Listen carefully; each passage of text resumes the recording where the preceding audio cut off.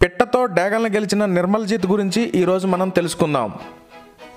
జవాను నా హీరో, జై జవాను నా హీరో, జవాను నా హీరో, జై జవాను నా హీరో.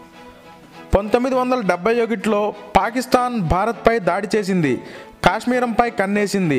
కాశ్మీరాన్ని గెలవాలంటే శ్రీనగర్ విమానాశ్రయంపై విమాన దాడులు చేస్తే భారత సైన్యం కదలలేదు, భారత్ దెబ్బతింటుంది.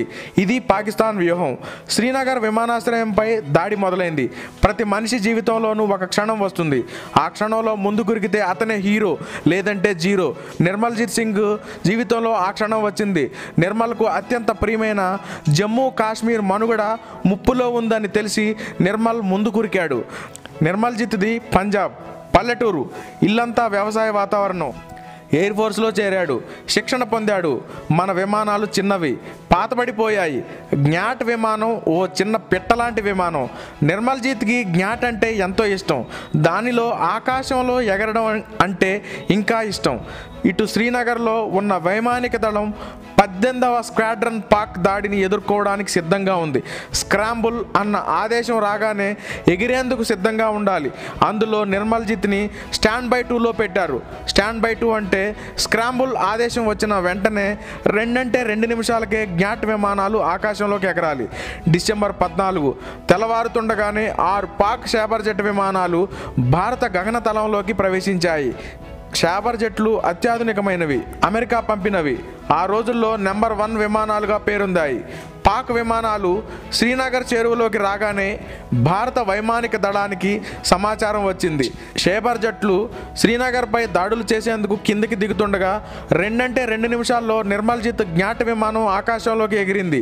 విమానం గాలిలోకి ఎగిస్తుండగానే పాకిస్తాన్ షేబర్ జట్లు 2 బాంబులు విమానాశ్రయంపై వేశాయి. ఒకటి టేక్ ఆఫ్ చేస్తున్న నిర్మల్జిత్ విమానానికి అతి చేరువలో పడింది. కానీ క్షణం తర్వాత డేగను పిట్ట వేటాడినట్లు భారీ కాయం గల షేబర్ జట్లను పిట్టలాంటి నిర్మల్జిత్ జ్ఞాట్ వేటాడింది. చోడుంగా నహి అన్న మాట నిర్మల్జిత్ జ్ఞాట్లోని రేడియో సెట్ నుంచి వెలువడింది. క్షణాల్లో 4 పాకిస్తానీ షేబర్ జట్లు నిర్మల్జిత్ జ్ఞాట్ను చుట్టుముట్టాయి. నిర్మల్జిత్ విమానం నుంచి సంధించిన బాంబులు 2 షేబర్ జట్లను కుప్పకూల్చాయి. అసాధ్యం అనుకున్నది అవలీలగా చేశాడు నిర్మల్. ఆకాశంలో ఈ డాగ్ ఫైట్ని అందరూ ఆశ్చర్యపరిచేలా చూస్తుండగానే మిగిలిన షేబర్ జట్లు తోకముడిచి పరుగులు తీశాయి. పారిపోతున్న శత్రువును చూసి నిర్మల్జిత్ మీసం మెలేశాడు. అంతలో ఒక గుండు నిర్మల్జిత్ జ్ఞాట్కి తగిలింది. కొద్ది క్షణాల తర్వాత విమానంతో పాటు నేల కూలాడు నిర్మల్. ఆ క్షణంలో నిర్మల్దే పైచేయి. నేల కూలిన శత్రు విమానాలను, తోకముడిచిన షేబర్ జట్లను చూస్తూ కన్ను మూశాడు నిర్మల్జిత్ ప్రాణాలను అర్పించి కాశ్మీర్ను కాపాడుకున్నాడు. పాకిస్తాన్ మళ్ళీ వైమానిక దాడికి సాహసించలేదు. 2 రోజుల తర్వాత పాకిస్తాన్ యుద్ధంలో ఓడి 90,000 మంది పాక్ సైనికులు యుద్ధ బందీలుగా భారత్ చేతిలో చిక్కారు. పాక్ అత్యంత అవమానకరమైన పరిస్థితిలో తలదించుకుంది.